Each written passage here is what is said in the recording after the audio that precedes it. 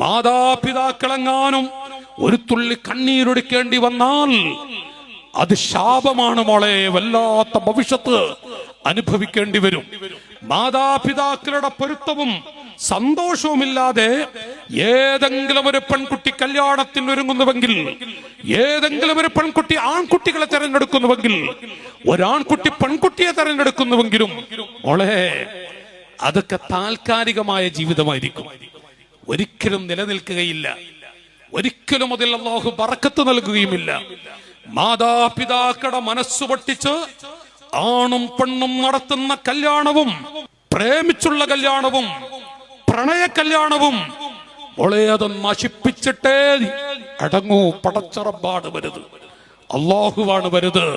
90% കല്യാണങ്ങളും അതിൽ അനുഭവിക്കേണ്ടി വരുന്ന ചില വിഷയങ്ങളുണ്ടെന്ന് മഹാന്മാര് പഠിപ്പിക്കുന്നുണ്ട്.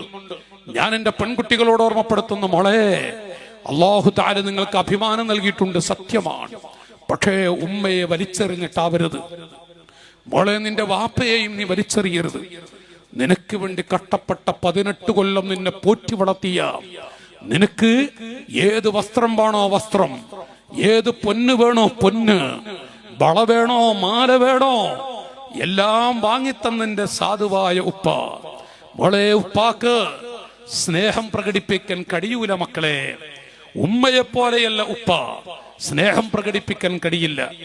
ആ സാധുവായ ഉപ്പ നിന്റെ 18 വയസ്സ് വരെ നിനക്ക് എന്തൊക്കെയാണ് മോളെ നിനക്ക് വേണ്ടി ബാപ്പ കഷ്ടപ്പെട്ടത് എത്രയാണെന്ന് ചിന്തിച്ചിട്ടുണ്ടോ?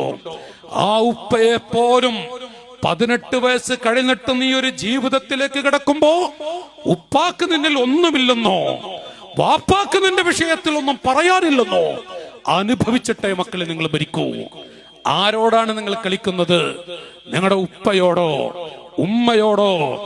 ഇന്നല്ലാഹ ഹറമ അലൈക്കും ഉഖൂഖൽ ഉമ്മഹാത്ത്.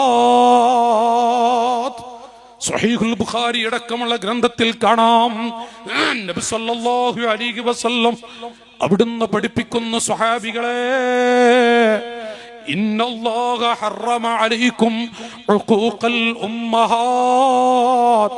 മാതാപിതാക്കളെ വേദനിപ്പിക്കലോ, മാതാപിതാക്കളെ വിഷമിപ്പിക്കലോ, മാതാപിതാക്കളെ ഒരു കണ്ണീരിലാഴ്ത്തലോ, ഒരു തുള്ളി കണ്ണീരൊഴുക്കുന്ന അവസ്ഥയിലെത്തിക്കുന്നത് അല്ലാഹു നിങ്ങളുടെ മേൽ ഹറാമാക്കിയിരിക്കുന്നു.